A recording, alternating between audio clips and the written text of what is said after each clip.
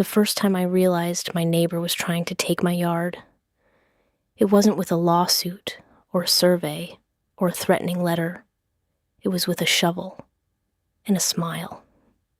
I was standing at my kitchen sink on a bright Saturday morning, watching sunlight pool across the grass like everything in the world was normal, when I saw him step over the property line with a calmness that made my stomach drop.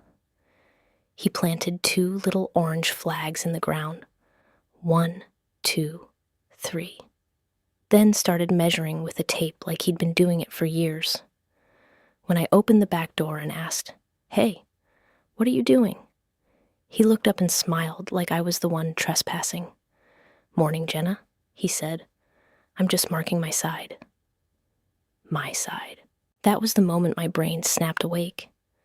Because my side and his side weren't a matter of opinion. They were deeded, recorded, taxed, insured, mortgaged.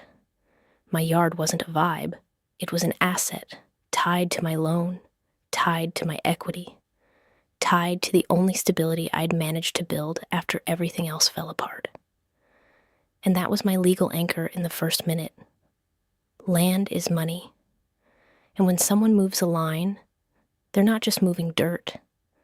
They're moving value and control, and sometimes your entire future. My name is Jenna Caldwell. I'm 38, a single mom with a 10-year-old daughter named Lila, and I live in a quiet suburb outside Portland where people wave at each other and pretend nothing ugly ever happens behind closed doors. I bought my house 3 years ago after my divorce, after the lawyer fees, after the nights I slept with my phone in my hand because I was terrified my ex would show up angry and unpredictable. This house was my second chance. Modest, small backyard, enough room for a trampoline and a garden, enough to feel like I wasn't losing everything. My neighbor, Derek Vaughn, moved in last fall, early 40s, fit, always working on something. The kind of guy who introduced himself with a handshake that lingered just a little too long, like he wanted you to remember who had the stronger grip. At first he seemed fine, helpful even. He offered to lend me tools, complimented my garden, told Lila she could pick apples from the tree near the fence line when it was season. But then the comments started. "That fence is kind of crooked," he said one afternoon, leaning over it like he owned the conversation. "You know, it's probably not on the real boundary." I laughed, because people say weird things all the time and you assume it's harmless. "It's been there forever," I said. "It was here when I bought the place." Derek smiled. "Yeah, but been there forever doesn't mean it's right." The second time he said it, he was holding a beer at a neighborhood cookout, talking just loud enough for a couple other people to hear. "You ever look at your plat map?" he asked me. "Sometimes those old fences, they're just suggestions." I felt heat rise in my cheeks. "I'm pretty sure my yard is my yard," I said, trying to keep my tone light. Derek shrugged. "We'll see. We'll see." I should have heard the warning in those words. I should have understood that Derek wasn't curious. He was testing. Then came the shovel and the orange flags. I stepped onto the patio, barefoot, heart tapping hard against my ribs. "Derek," I said carefully, "those flags are in my yard." He looked down at them, then back at me. "Not according to the measurements," he said. "What measurements?" I asked. He lifted the tape measure slightly. "I found the pins." "The pins?" My voice tightened. "Property markers," he said, like he was explaining basic science to a kid. "The fence is off. It's been off. The prior owner probably put it wherever he wanted. I'm just correcting it." Correcting it. He said it like he was doing me a favor. I forced my hands to unclench. "You can't just correct my yard," I said. "If you think the fence is wrong, you get a survey. You talk to me.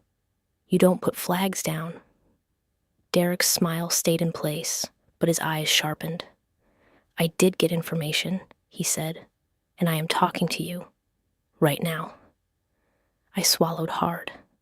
I want you to remove those flags. He tilted his head. Or what? The question hung there, heavy and clean, like he'd been waiting to ask it. I wanted to say, or I'll call the police, or I'll call a lawyer, or I'll make you regret it. But the truth was, I didn't know what I could do in that moment without sounding dramatic, and Derek knew it. So I did the only thing I could do without exploding. I said, please remove them. Today. He smiled again, slow. I'll think about it, he said, then went back to measuring like I'd never spoken. I went inside and closed the door with shaking hands. Lila was at the kitchen table coloring, humming softly. I stared at her, at the normalcy of her small shoulders moving with each crayon stroke, and felt anger boil up. Because she deserved a childhood where the backyard didn't feel like a battlefield. I called my friend Marin, who worked in real estate escrow. I didn't even say hello properly. Marin, my neighbor is putting flags in my yard and saying my fence is wrong, I blurted. She went quiet. Do you have a recent survey? She asked. No, I said. Just the inspection and the deed and whatever came with the purchase. Okay, she said, voice firm. First, do not move your fence. Do not agree to anything verbally. Second, get your property description and the plat map from your closing documents. Third, you might need a surveyor. A survey is expensive, I whispered, already feeling the pressure. I know, Marin said, but if he's serious, you need facts. Also, watch for something called adverse possession. The phrase hit my brain like a cold splash. What is that? Marin exhaled. In some cases, if someone occupies land openly and continuously for a certain number of years and meets specific requirements, they can claim ownership. I felt my stomach twist. But he just moved in. Right, she said, which is why it shouldn't apply, unless he's building a case, or he's claiming previous owners used it, or he's trying to pressure you. People throw the term around to scare homeowners, but don't ignore it. Fear sharpened into focus. Derek wasn't just complaining about a crooked fence. He was planting a narrative.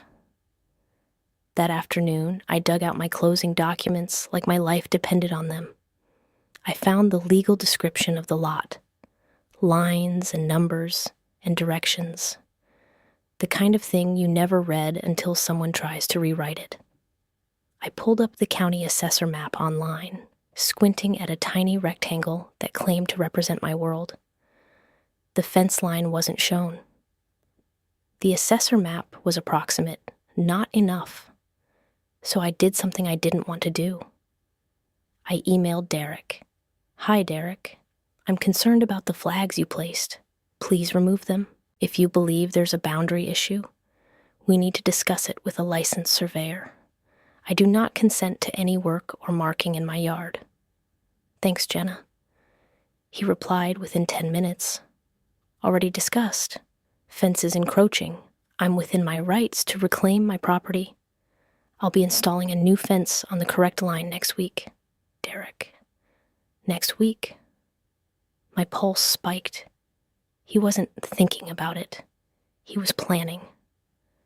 I walked outside and took photos of everything. The existing fence, the orange flags, the distance from the fence to my apple tree, the little garden bed I'd built with Lila last spring, full of strawberries that she watered like they were pets. Then I did something that felt ridiculous and necessary. I set up my old baby monitor camera in a window facing the yard. That night, I didn't sleep well. Every time I drifted, I imagined hearing a hammer. Imagined waking up to a new fence slicing my yard in half. The next morning, the flags were still there, but something else was there too. A thin white string line, tied between two stakes, running parallel to my fence but a solid 3 feet inside my property. A clear, physical claim. Derek was escalating. I marched outside, heart pounding, and knocked on his door. He opened it slowly, like he'd been expecting me. "Remove the string," I said, voice shaking. He leaned against the doorway. "No," he said simply. "You can't do that," I snapped. He raised his eyebrows. "I can. I am." I stared at him, trying to keep my breathing steady. "Show me your survey," I said. Derek's smile turned sharp. "I don't owe you my documents," he said. "But I'll tell you this. My property line runs right where that string is. Your fence has been stealing my land for years." Stealing. He used the word like it was a crime I'd committed personally. "That fence was here before me," I said through clenched teeth. "If there's a mistake, it's not me trying to steal anything." Derek shrugged. "Doesn't matter. Possession is possession." Marin's warning echoed in my head like an alarm. "Get off my property," I said, voice low. Derek smiled again.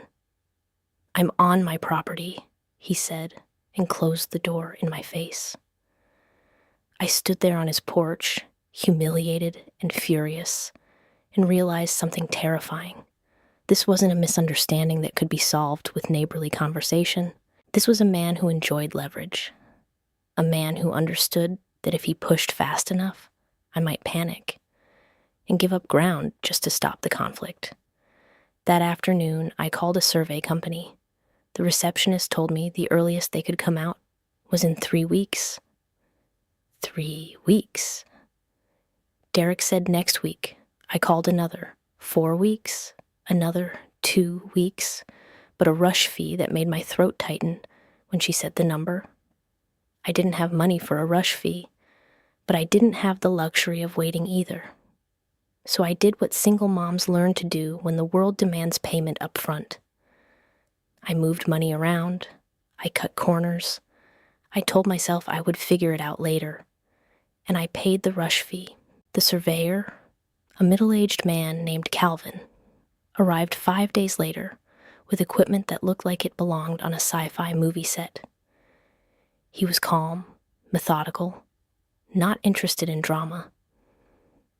I walked with him along the fence line, trying not to sound desperate. "My neighbor says the fence is off," I said. "He's marking my yard." Calvin nodded slightly. "We'll find the corners," he said. He searched for the property pins with a metal detector, sweeping over the grass like he was hunting buried treasure.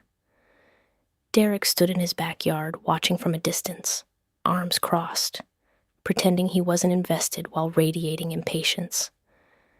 After an hour, Calvin found the first pin, then another. He flagged them with small markers. My heart hammered. Calvin set up his instrument, took measurements, and scribbled notes. He worked quietly. The silence felt cruel. Finally, he straightened and looked at me. "The fence line," he said slowly, "is pretty close to the boundary." Pretty close. Not an answer. I swallowed. "Is it on my land?" I asked. Calvin hesitated. "There's a slight offset in one area," he said, "but it's inches, not feet." Inches, not 3 feet. Relief surged through me so fast my eyes burned. "So Derek's string line is wrong," I said, voice shaking. Calvin nodded. "Based on the pins I found, yes. The boundary runs essentially along the existing fence with minor variation." I wanted to laugh and cry at the same time. I wanted to march to Derek's door with the survey in my hand and say, "Back off." But Calvin's next words cooled the relief into caution. "There is," he said, "an easement noted on the plat along the side yard here. Utility access." "What does that mean?" I asked, suddenly wary. "It means there may be a strip where utilities can access," he said. It doesn't change ownership, but it can affect where fences are allowed, depending on local rules and the easement terms. Ownership. That was the part I cared about. So he can't take my yard, I said. Calvin's expression stayed neutral. He can't move the boundary without legal action, he said. But people can still cause problems. Cause problems. That was an understatement. Calvin promised to send the official survey drawing within 3 days. I thanked him, feeling like I could breathe again. That evening, I emailed Derek. I hired a licensed surveyor. Preliminary findings indicate the boundary is essentially along the existing fence, not 3 feet inside my yard. Please remove your string line and flags. I do not consent to any fence construction on my property. Jenna. Derek didn't respond. The next morning, the string was gone. For a few hours, I felt like I'd won, like facts had ended the fight. Then I came home from work and saw something that made my blood turn cold. A crew in matching shirts was in my backyard. They were carrying fence panels, and Derek was standing there, pointing, directing, like a general. I dropped my bag on the patio and rushed out. "Stop!" I yelled, voice raw. "Stop right now." The workers froze, startled.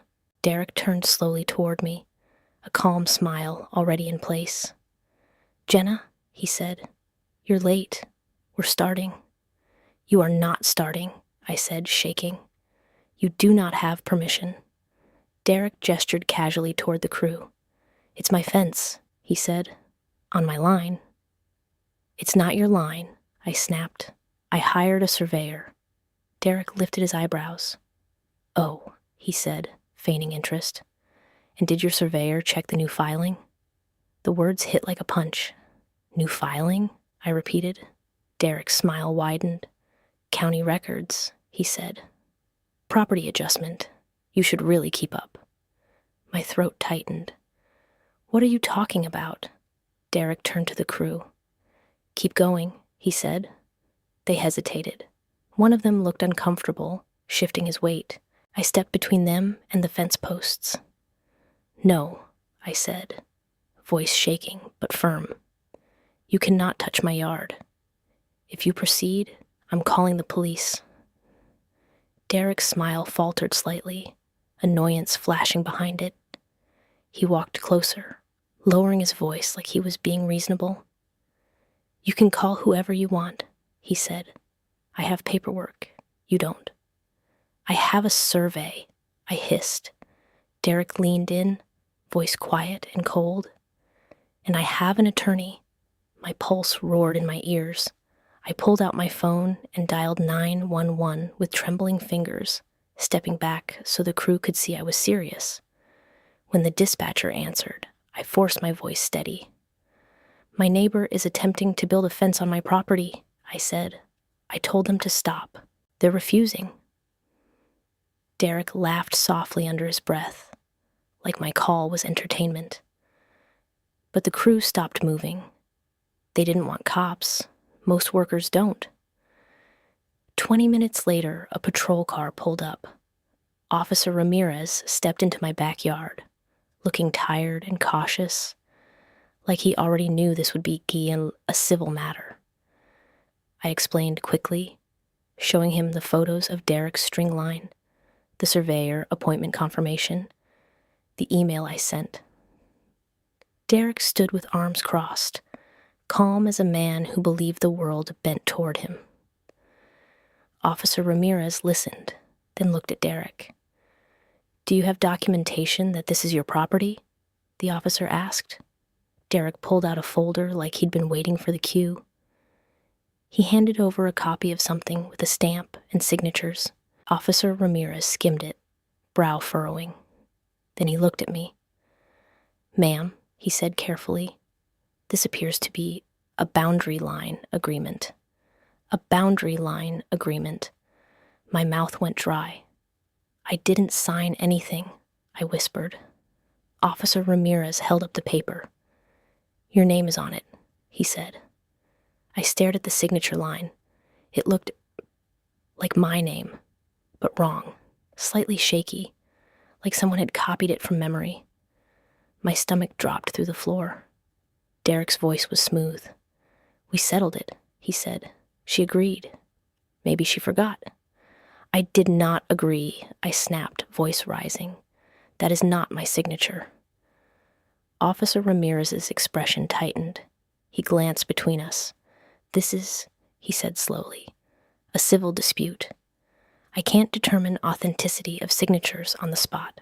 But, given there's a dispute and you're alleging forgery, I'm going to ask the crew to stop work today until this is resolved." Derek's jaw tightened. "Officer, stop work," Ramirez repeated, firmer. "If you continue, you may be cited for trespass if the court later finds this isn't valid. I'm advising everyone to pause and let attorneys handle it." The crew looked relieved. They backed away, stacking panels back into their truck. Derek's calm smile vanished, replaced by a tight, furious stare that he tried to hide. As the workers left, Derek stepped closer to me, voice low. "This is happening," he said. "One way or another." I shook so hard I had to hold the fence to steady myself. "You forged my signature," I whispered. Derek's eyes were flat. "Prove it," he said, and then he walked back into his house like he'd just ordered a pizza. That night, I sat at my kitchen table staring at the copy Officer Ramirez had allowed me to photograph. Boundary line agreement, recorded, with the county clerk's stamp, recorded. That meant Derek hadn't just waved a fake paper around. He had filed it. He had put a cloud on my title. He had weaponized paperwork the way predators do. Because paper lasts longer than words. Paper can outlive you. I called Marin again, voice shaking. "He has a recorded boundary agreement with my name," I said. "I didn't sign it." Marin went very still. "Oh my God," she whispered.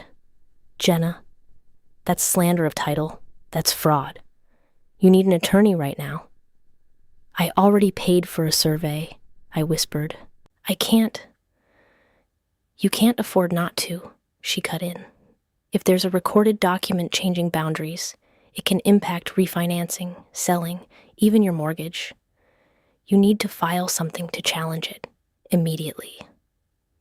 My hands trembled. How could he record it without me? Marin exhaled. "Sometimes people use a notary who doesn't do their job, or they forge and hope no one checks, or sometimes they trick someone into signing something they think is different." I stared at the paper. I knew I hadn't signed it, but suddenly I replayed every time Derek had handed me something neighborly. A petition for speed bumps, a clipboard at a block party, a sign-in sheet for a community watch meeting. Had I ever signed something without reading? Had I ever been careless? The thought made me nauseous. I went through my phone photos, old emails, anything. Then I checked my Ring camera history for the day the document was dated, and I saw it. A man walking up my driveway with an envelope, then leaving when no one answered, then placing something in my mailbox. A process server? A courier? I zoomed in, but the image was grainy. Still, it proved something. Someone had been delivering papers to my house around that time. The next morning, I called the county recorder's office. I asked how a boundary line agreement is recorded. The clerk explained it in a voice that made my fear feel mundane. "It needs to be signed by the parties," she said. "Typically notarized, then submitted with the legal description. We record it. We don't verify signatures. That's on the notary." On the notary. I asked for the notary name on the document. She told me. Shannon Parks. My stomach dropped, because I recognized that name from a story Gina had told me last year about a notary who rubber-stamped things for contractors. Because in a small county, names repeat and bad ones stick. I called 3 attorneys before one agreed to see me quickly. His name was Elliot Park, recommended by Marin, and when I sat in his office, I felt like my voice didn't belong to me anymore. I laid out the timeline, the flags, the string line, the survey, the fence crew, the recorded boundary agreement with my forged signature. Elliot listened without interrupting, eyes sharp and calm. When I finished, he leaned back and said, "This is not a neighbor dispute. This is a fraud attempt." The words made my throat tighten. "So, what do I do?" I whispered. Elliot's voice stayed steady. "We file a lawsuit to quiet title," he said. "We seek an injunction to prevent any construction and to stop him from claiming ownership. We subpoena the notary journal. We subpoena county records. We get your survey finalized and recorded. And we involve law enforcement for forgery, because recording a forged instrument can be a crime." Crime. The word made my stomach flip, but it also gave shape to what I'd been feeling, because Derek wasn't mistaken. He was calculating. Elliot asked me one question that made my chest tighten. "Do you have title insurance?" he said. "Yes," I whispered. "From closing." Elliot nodded. "Good," he said, "because title insurance may cover legal defense costs related to a title defect or fraudulent recording. We'll notify them immediately." I almost cried, because for the first time since Derek planted those flags, I felt like I wasn't alone. Elliot filed an emergency motion for a temporary restraining order that afternoon. He attached my surveyor's preliminary notes, my photos, my emails, and the recorded boundary agreement. He argued immediate harm, loss of land, clouded title, threatened construction. The judge granted a temporary order within 24 hours. No fence construction, no trespass, no alteration, until further hearing. Elliot had the order served on Derek. When Derek received it, he didn't knock on my door. He didn't apologize. He didn't retreat. He escalated again. He posted a sign facing my yard. Private property. No trespassing. Violators will be prosecuted. My yard, my apple tree, my garden. Behind his sign, my world looked suddenly split in two. Lila saw it when she came home from school and froze on the patio. "Mom," she whispered, "is he mad at us?" My chest cracked. "No," I said softly, forcing calm. "He's confused." But I wasn't sure that was true. He wasn't confused. He was angry that I'd stopped him. And angry men with entitlement do dangerous things. Elliot warned me to document everything. So I did. I saved every email. I recorded every interaction. I kept a log of dates, times, and what Derek did. I installed 2 more cameras. I told Lila not to go into the yard alone. Then Derek did something that felt small, but changed everything. He started mowing his strip. He walked his mower 3 feet into my side, cutting my grass like he owned it, slow and deliberate, staring at my kitchen window while he did it. It wasn't about the lawn. It was about possession. It was about establishing a pattern, open and notorious, continuous, hostile. Marin's adverse possession warning echoed again, louder. I called Elliot immediately. "He's mowing into my yard," I said, voice tight, like he's claiming it. Elliot's voice sharpened. "Do not let that continue," he said, "but don't physically confront him. We'll send a cease and desist, and we'll expand the injunction request if needed." Cease and desist went out the same day. Derek ignored it. Next, he moved planters. He placed heavy stone planters along the string line he'd marked earlier, like miniature barricades. Then he strung a low rope between them, a physical barrier. I stepped outside and stared at it, breath shaking. Lila stood behind me, clutching her backpack strap. "Can we still play outside?" she whispered. I swallowed hard. "We will," I said. "I promise." But promises feel fragile when someone is actively trying to steal ground under your feet. The court hearing for the injunction was set for 3 weeks later. 3 weeks felt like a lifetime. During those weeks, Derek's behavior grew bolder. He told other neighbors that I was encroaching and refusing to fix it. He told the HOA I had an illegal fence. He filed a complaint with the city about unpermitted structures in my yard, my small storage shed that had been there before I bought the house. City inspectors came. I showed them the permit records. They left. But the message was clear. Derek was turning my life into paperwork. One afternoon, I came home and found a notice taped to my door. HOA violation, fence encroachment. Remedy required. I stared at it until my vision blurred. I called the HOA office immediately. The manager sounded uncomfortable. "We received a complaint," she said. "We have to investigate." "It's my fence," I said, voice shaking. "And my neighbor is forging documents to take my yard." Silence. Then she said carefully, "If you have legal action pending, we'll need to see documentation." I sent Elliot's TRO and case number. The HOA backed off, for now, but Derek wasn't done. He mailed me a letter through an attorney. It demanded I cede a 3-foot strip of land, sign a corrected boundary agreement, and pay his legal fees. If I refused, he would sue for boundary by acquiescence and equitable relief, claiming the prior owners had treated the fence as a temporary barrier and that the true line was elsewhere. It was nonsense, but it was polished nonsense, the kind that scares people. Elliot read it and said, "He's bluffing, but he's also preparing." Preparing for what? For court.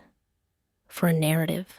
For a judge who might not want to untangle neighborhood drama. That's why Elliot said the same thing, over and over. We win with evidence. So we built evidence like a wall. Calvin, the surveyor, delivered the official survey. It showed the property line running essentially along the existing fence, with minor inches variation, not feet. Elliot prepared to record it with the county to establish our line in public record. We subpoenaed the notary, Shannon Parks, for her notary journal entry for the boundary agreement. We subpoenaed Derek's communications with the notary. We subpoenaed any drafts of the agreement. We subpoenaed the title company that handled the recording submission. Because yes, someone had submitted the document, and it likely went through a channel.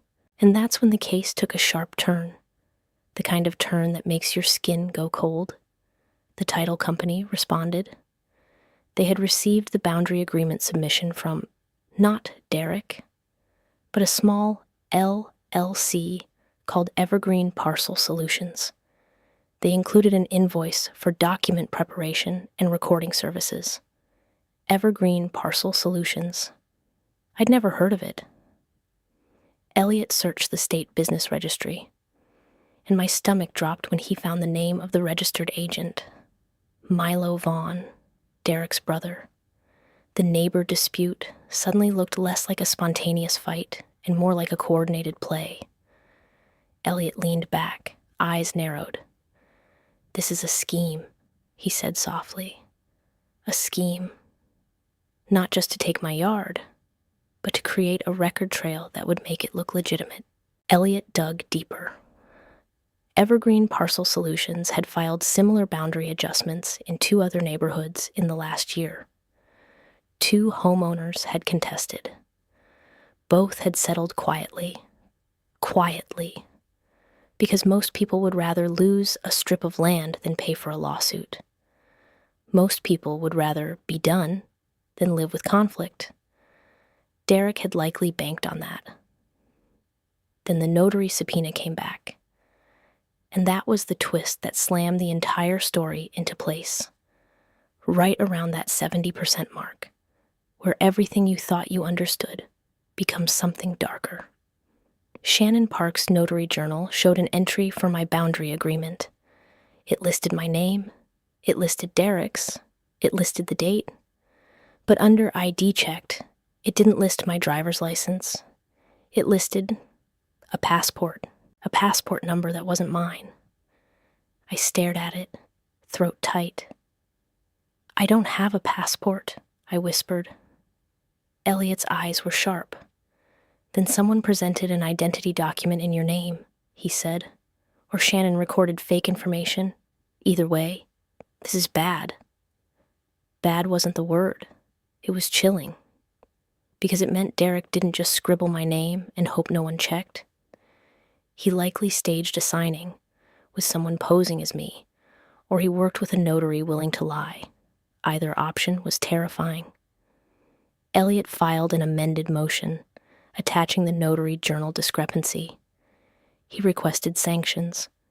He requested a stronger injunction. He also sent the evidence to the district attorney's office. Then, the most unexpected escalation of all happened. 2 days later, Derek knocked on my door. Not a casual tap, a firm knock that demanded. I stood behind the door, heart pounding, checking the camera app on my phone. Derek stood there alone, without his confident smile. He looked tense, jaw tight. I didn't open the door. I spoke through it. "What do you want?" I asked, voice shaking. Derek inhaled, then forced calm. "We need to talk," he said. "No," I said simply. "Talk to my attorney." Derek's voice sharpened. "Jenna, don't do this," he said. "You're making it bigger than it needs to be." I felt heat rise in my chest. "You recorded a forged boundary agreement," I said through the door. "You sent a crew into my yard. You're stalking my property line with a mower. You are the one making it big." Derek exhaled hard, then his voice dropped, low and dangerous. "You think you're protected because you got a piece of paper?" he said. "You don't understand how this works." My skin prickled. I pressed record on my phone. "What do you mean?" I asked, forcing steadiness. Derek paused, and then he said it. The thing that told me exactly who I was dealing with. "I've done this before," he said quietly, "and people always fold." I swallowed hard, voice trembling. "Leave my property," I said. Derek laughed softly. "Enjoy your little garden while you can," he said. Then he walked away. I sank against the door, shaking. I called Elliot immediately and sent him the recording. Elliot listened. Then his voice turned cold. "Good," he said. "He just threatened you and admitted pattern."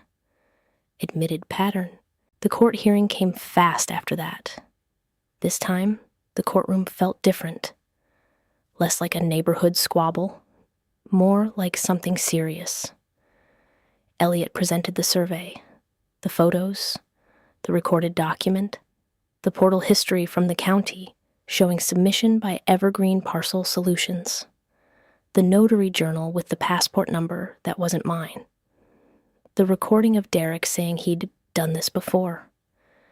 Derek's attorney, a polished man named Wade Linton, tried to dismiss it all as miscommunication and emotions. He argued that boundary disputes were common. He insisted the agreement was valid. He claimed I must have forgotten signing. The judge's eyes narrowed. "Ms. Caldwell," he asked, "did you sign a boundary line agreement?"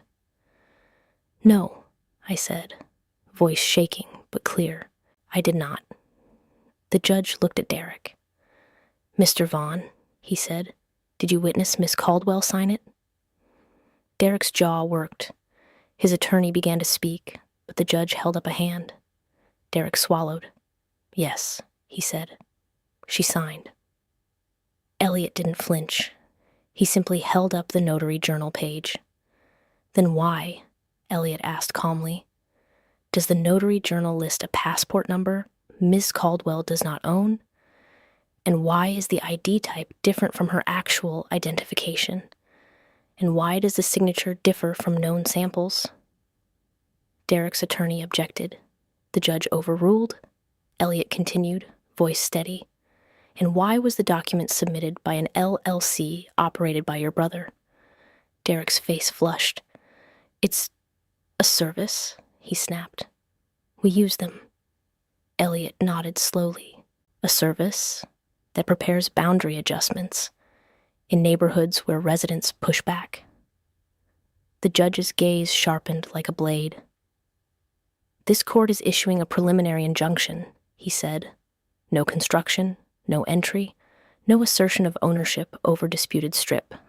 Additionally, I am ordering immediate production of the original signed document, any drafts, and any communications related to its execution and recording." Derek's attorney tried to protest. The judge didn't care. "And," the judge added, "given the allegations of forged recording and inconsistent notarization, I am referring this matter to the appropriate authorities for review." Derek's face went pale. That should have been the end. But men like Derek don't stop when they lose a round. They look for a way to punish you for winning. And Derek's punishment arrived a week later, in the form of a letter from my mortgage lender. "Notice of title cloud. Action required." My breath caught. The lender had learned of the recorded boundary agreement and flagged it as a title issue. They wanted confirmation it would be resolved. Or they could treat it as a breach of loan terms. I felt dizzy. It wasn't enough to win in court eventually. I needed to clear the title now. Elliot called the title insurance company. We filed a claim. The title insurance adjuster assigned to my case was a woman named Sloan. Her voice was calm but firm, like she'd seen this kind of thing before. "Fraudulent recordings happen," she said. "We'll cover defense and work toward curing the title." Curing the title. The phrase sounded clinical, but it was my life. Sloan sent investigators to compare the signature on the boundary agreement to my real signatures from closing documents. The conclusion came back quickly. Not a match. Then the adjuster did something that made my stomach drop again. She pulled the notary's commission history. Shannon Parks had multiple complaints, not enough to revoke yet, but enough to establish a pattern. Elliot subpoenaed Shannon to testify. She tried to avoid it, but the court compelled her appearance. The day Shannon Parks took the stand, the air felt brittle. She sat in the witness chair, hands clasped, avoiding my eyes. Elliot asked gently at first, "Ms. Parks, do you remember notarizing a boundary line agreement between Jenna Caldwell and Derek Vaughn?" "Yes," she said, voice thin. "Did you personally witness Jenna Caldwell sign that document?" Elliot asked. Shannon hesitated. In a courtroom, hesitation is a confession waiting to happen. I believe so," she said. Elliot held up the journal entry. "Ms. Parks, the journal lists a passport number," he said. "Can you confirm you examined a passport?" Shannon swallowed. "Yes." Elliot's voice stayed calm. "Ms. Caldwell does not have a passport." Shannon's eyes flickered. I don't know that," she said quickly. Elliot nodded. "Then tell the court whose passport you examined," he said. Shannon stared at her hands. "I don't remember," she whispered. Elliot's tone remained steady, but sharper. "Your notary journal is meant to preserve memory," he said. "It's the record. You wrote down a passport number. If you don't remember whose it was, that suggests you did not actually check it." Shannon's cheeks flushed. "No," she said weakly. "I checked it." Elliot took a breath. Then he did the thing that turned the room. He played my recording of Derek at my door. I've done this before, and people always fold. The courtroom went still. Shannon's eyes widened slightly. Elliot paused the recording. "Ms. Parks," he said softly, "did Mr. Vaughn bring someone to you who was not Jenna Caldwell and ask you to notarize anyway?" Shannon's lips parted. She looked toward Derek. Derek stared straight ahead, jaw locked. Shannon's voice trembled. I can't answer that," she whispered. The judge leaned forward.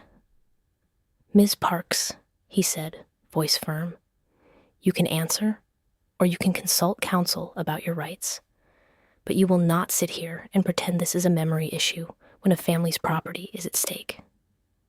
Shannon's shoulders shook. Then quietly, she said the truth.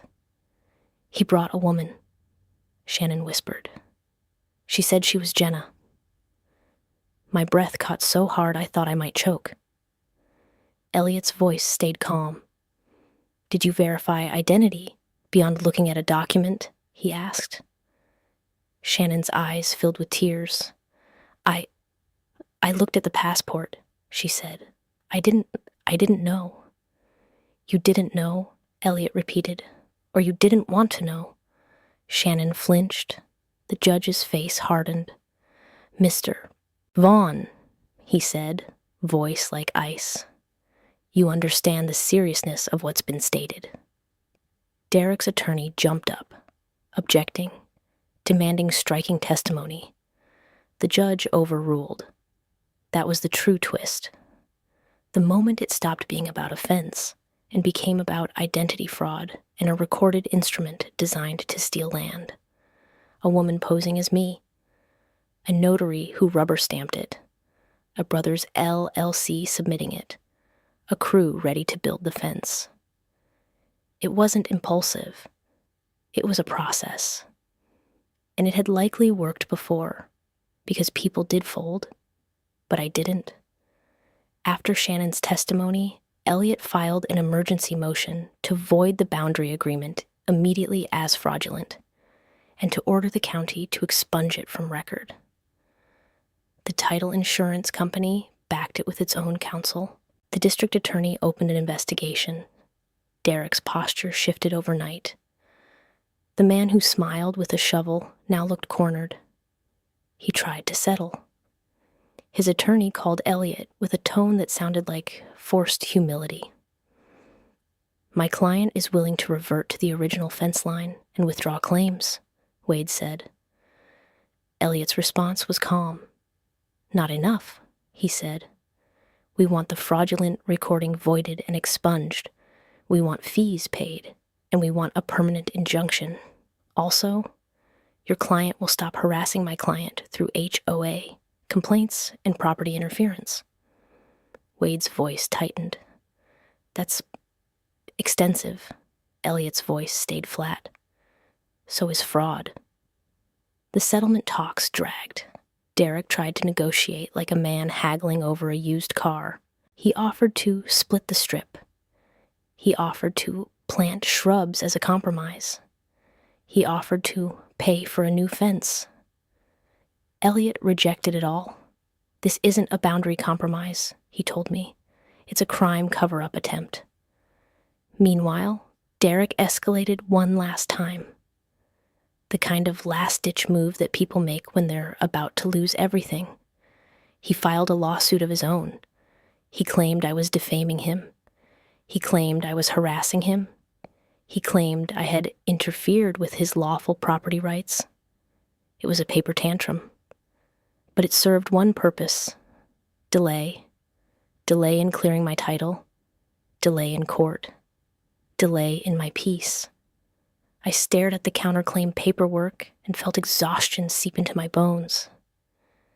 "I can't do this forever," I whispered to Elliot. Elliot looked at me steadily. "You don't have to do it forever," he said. "You just have to do it until it breaks." until it breaks. The final hearing arrived 2 months later. By then, we had the survey recorded. We had Shannon's sworn testimony. We had signature analysis. We had county submission records linking to Derek's brothers, LLC. We had documentation of Derek's repeated attempts to possess the strip, mowing, planters, rope line. We had HOA complaint records showing a pattern of retaliation. Derek sat at the defendant table this time with none of his old swagger. His suit looked too tight. His face looked gray. The judge spoke plainly. This court finds that the boundary agreement was executed under false pretenses and recorded fraudulently, he said. It is void. Void, one word, and the false line dissolved. The county is ordered to expunge the recorded document, the judge continued. A permanent injunction is granted prohibiting Mr. Vaughn from entering Mrs. Caldwell's property, altering boundary markers, or interfering with the existing fence line. My throat tightened. I pressed my fingers to my knee under the table to stop them from trembling. The judge wasn't finished. Given the bad faith and fraudulent conduct, attorney fees are awarded to Ms. Caldwell, he said. Fees? The weight that had been crushing my chest for months loosened. And, the judge added, this matter is referred for criminal investigation regarding identity fraud and forged recording.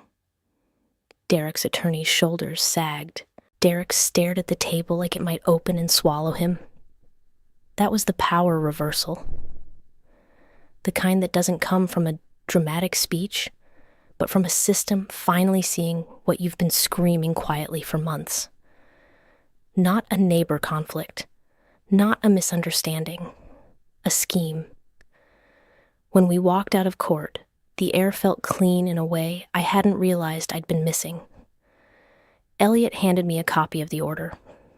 Keep this, he said, and if he steps one toe onto your property again, you call the police with this in hand. I nodded, eyes burning. At home, the yard looked the same grass, the same fence, the same apple tree. But I felt different, like I'd been living with a knife at my throat, and someone finally removed it. For a few weeks, Derek stayed quiet. No mowing into my strip. No planters. No rope. No crew. Then one afternoon, I saw a moving truck in his driveway. He was leaving.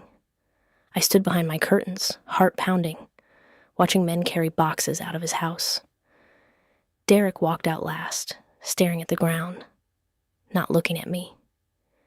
He didn't wave. He didn't apologize. He didn't say goodbye. He simply left, like a man who wanted to erase the memory of losing. Later, Marin texted me a news snippet. Derek had been arrested in a neighboring county, connected to a broader identity fraud ring tied to property document filings. His brother's LLC was being investigated. Shannon Park's notary commission was suspended pending review. I stared at the message, numb. Because the scariest part wasn't that Derek tried to take my yard. It was that my yard wasn't the main prize. It was practice. It was a test, a small theft to see if I would fold. That night, Lila sat on the back steps with me, eating popsicles and watching the sky turn pink. Is it over? She asked softly. I swallowed, keeping my voice gentle. Yes, I said, it's over. She leaned into me. I hated that rope, she whispered. It made our yard feel smaller. My chest tightened. I know, I said, kissing her hair. I hated it too. We sat there in silence, listening to distant lawnmowers and a dog barking down the street.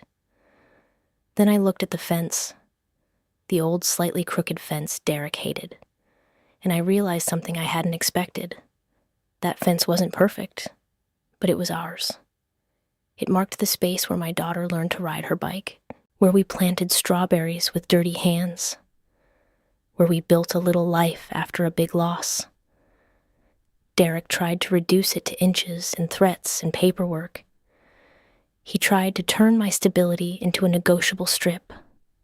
But the truth is, when someone tries to take your ground, you don't just defend land. You defend your future, your equity, your sense of safety, your child's memories. And you learn fast that the people who steal with paper don't look like thieves. They look like neighbors.